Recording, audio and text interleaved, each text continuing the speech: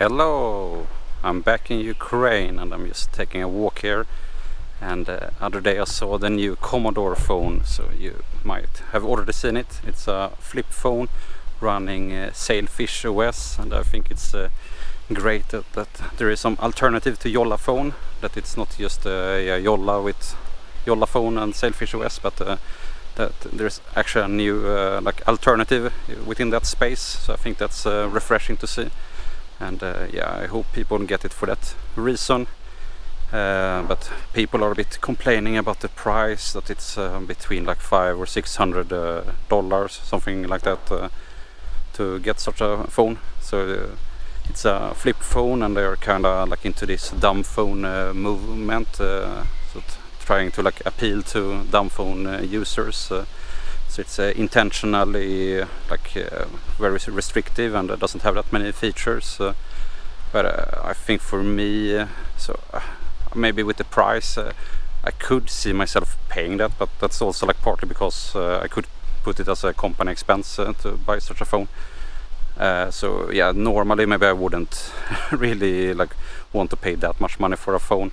But besides that, I think fundamentally it's a little bit weird that it's with this Commodore brand. It seems like, if I understand it correctly, it's one guy who is a big Commodore fan who owns the trademark, and he made a new Commodore PC, I guess, some years ago or so, and he's selling merch like t-shirts, and now he's selling this phone. So I don't think it has any connection to the actual Commodore in the past. It's more like an enthusiast who is using that name, and it seems like this phone is more like his dream phone. So I don't know how many people it will actually fit. This phone is more made for him, it feels like. So what I find is weird is that there are a lot of apps that are completely blocked, that you will not be able to install. So that's the intention from him. I can kind of understand with social media apps, so they are apparently blocked, and but also web browsers, so no Firefox or Chrome or anything like that. That's also intentionally blocked, and he seems to have really gone the extra mile to block it. It's patent pending and on a lower level, and yada yada. It seems like it will be intentionally super difficult or impossible to install, something like that. So it seems like it's not for any kind of hacker, or if you want to control your own hardware. But yeah, with 𝗖𝗢𝗡𝗟, so it is Linux based with systemd and Wayland and Qt. So it is more like a proper Linux stack, but it kind of goes a little bit against that, I feel like, with blocking apps and not even giving you the option yourself to if you want to install it or not. So yeah, I find it a little bit weird with the web browsers. So when I'm out, I think I would like to be able to look something up, and I think with being a flip phone with a small screen, and that it's already will make you not want to use the phone so much for doom scrolling and wasting time on the phone. So I think just the form factor and the small screen and having to use the T9 keyboard, that's already enough to make you not want to use it for doom scrolling and social media. So I think it would be fine to give you yourself the option to install those things. And regarding the social media apps that it's blocking, I have a list here. It says it's Facebook, Instagram, Snapchat, Threads, TikTok, X, YouTube, Reddit, Kik, and Twitch. And they also block Discord and Roblox. So, and then with also social media, what is the definition of social media? So I use YouTube for watching or listening to podcasts or listening to music when I'm working. You can in the YouTube settings disable history, and then you will not see the algorithmic feed on the start page. So I only have the subscription feed of people I subscribe to on YouTube, so I don't really get bombarded with doom scroll content and blocked shorts, so they don't appear. So nowadays I don't use YouTube that much. So it's more when I want to listen to something longer, like use some background music when I'm working or something like that. But yeah, here you don't are not given the option. It's just blocked completely. And then they also say that email apps are not promoted in our store, but users may be able to install some Android APK files manually. Yeah, so that's also some like part of that theory that you should disconnect and not send emails. So that's like intentionally hard. So at least emails, it seems like you can install an email client, but yeah, they have like not made it easy for you, so you will have to find out yourself how to do it.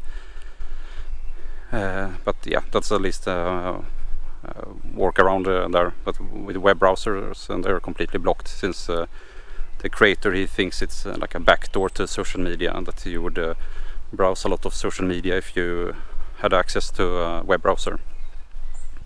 But that with email apps, like who really thinks that you would doom scroll your email client? Sure, it's maybe good to disconnect and not to get work emails when you're time off, but isn't there a better method? I think I would like to be able to read my email on my phone. Yeah, and then since it doesn't have a web browser, they say that like they have a question on the website: what if I need email verification to log into an app? And then they answer: you may need to complete email verification on another device, such as a laptop, tablet, or a home computer. So yeah, if you need to log in somewhere, you need to use a different device. You will not be able to use your Commodore Callback 8020 phone for that. You will sadly have to use something else. So I can understand that like a desire to disconnect and like promote that, and like being a dumb phone and all that, but I think it's a little bit of a failure that like the creator himself has decided is like arbitrary restrictions like that suit him. But I think it should be up to the customer to decide yourself how you want to use your phone. And when you compare the phone to like other dumb phones, like running Android, this is like twice as expensive as other phones.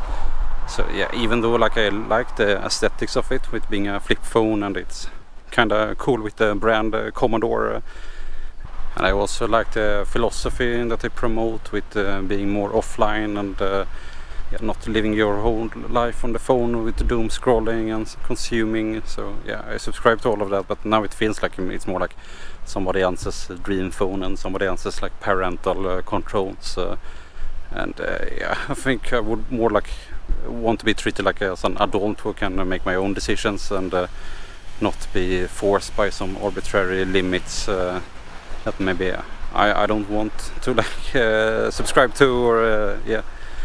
So I think I would have like other settings than what they have implemented now with the Commodore Callback phone, but in the end I think it's different for different people, and there are probably people who like what he has done here with these parental controls. So yeah, I think more the realistic option is then to like make it up to the user for the user to decide him or herself how he or she wants her phone to be like, and not have this predefined way that will suit like nobody in the end, or yeah, a very few amount of people.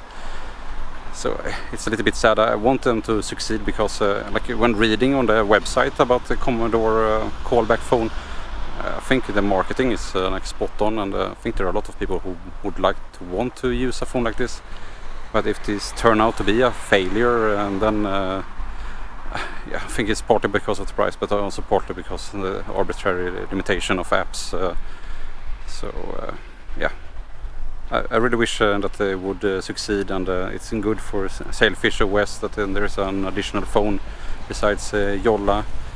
So it's just a little bit sad to see that the implementation is not really what I would have wished for. But yeah, I wish them best of luck, and I hope there will be more phones with this concept, and yeah, running 𝗖𝗢𝗡𝗟, and yeah, it's good with more competitors.